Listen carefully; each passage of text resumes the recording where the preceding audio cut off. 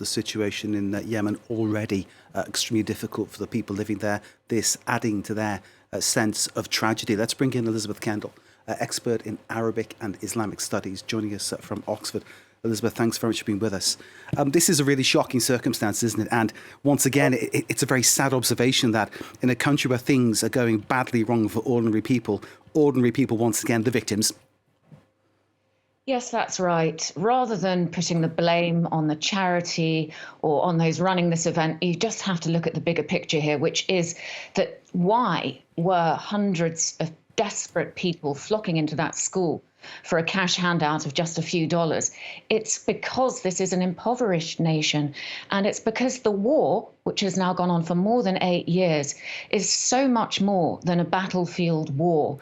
The economy is in free fall.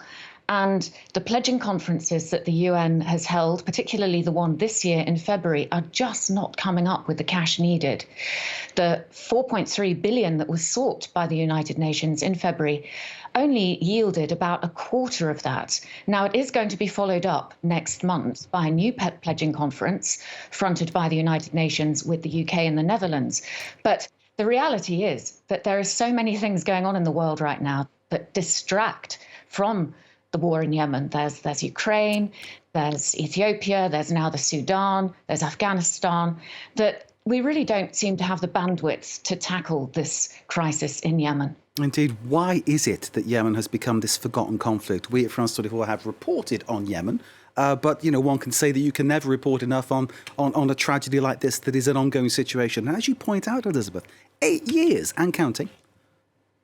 That's right. I think part of the problem is that we're not really seeing this in our faces directly in Europe or America. It's not like crises in Syria or North Africa, where refugees end up on our doorsteps in Europe. It's very much in a forgotten corner of the Arab world. And it's not a rich country. Yemen has always been a poor country, and it doesn't have much in the way of oil revenue. So it just doesn't seem that it's a priority. Now, there are glimmers of hope at the moment, so let's not be too down on this. There might be a pathway to peace in the offing right now. Well, let's hope that pathway is cleared and that pathway can be trodden towards peace. But in the meantime, we're not there. Is the fact perhaps the involvement of Saudi Arabia that's perhaps made the West and Western media rather cool on the story, you think? Well, I think it is a difficult path to tread because we have been supporting the Saudi-led coalition in this war in Yemen. It was supposed to be a quick war. It was supposed to last about 6 weeks. It has now lasted over 8 years, and it hasn't achieved any of the aims that it stated. It has not pushed back the Houthis. It has not made Saudi Arabia's border more secure, and it has not reinstated the old government. But nonetheless, Saudi Arabia is now looking for an out. And indeed, it's talking to those erstwhile Houthis whom just 5.5 years ago it had actually declared terrorists. So I think that there is some progress, and there are talks currently going on in Sana'a between Saudi Arabia and the Iran-backed Houthi rebels. Now, that's a glimmer of hope, but of course it won't sort out the war, because ultimately this war has got many warring sides inside Yemen. It is a domestically generated conflict, and it will need to be settled between Yemenis. But it's a glimmer of hope. It's a start. I'm thinking back to earlier times in the war, and certainly things that we reported on at the time of airstrikes hitting hospitals, atrocities being committed, clearly war crimes that will need investigating. There are many complicating factors going towards that peace, aren't there? There are, and transitional justice for what has already occurred will be one of them. But right now, the focus is on tamping down the regional dimension to this conflict.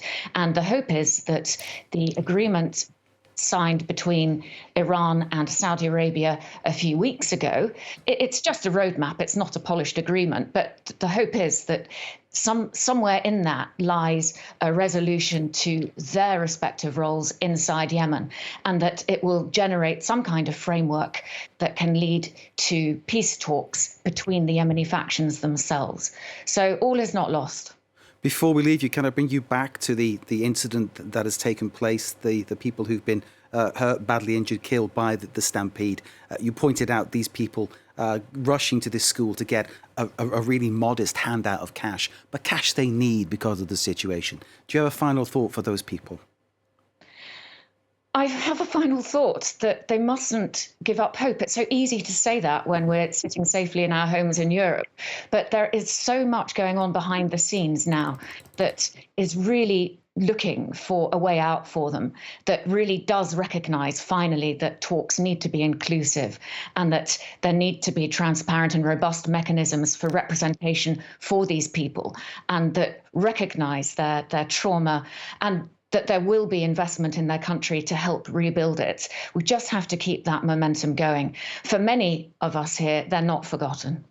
Elisabeth Kendall, expert in Arabic and Islamic Studies at Oxford, thank you very much indeed for sharing your insight and analysis of the situation with us. We, of course, continue to watch for all developments in Yemen. And Elisabeth, thank you once again for being with us.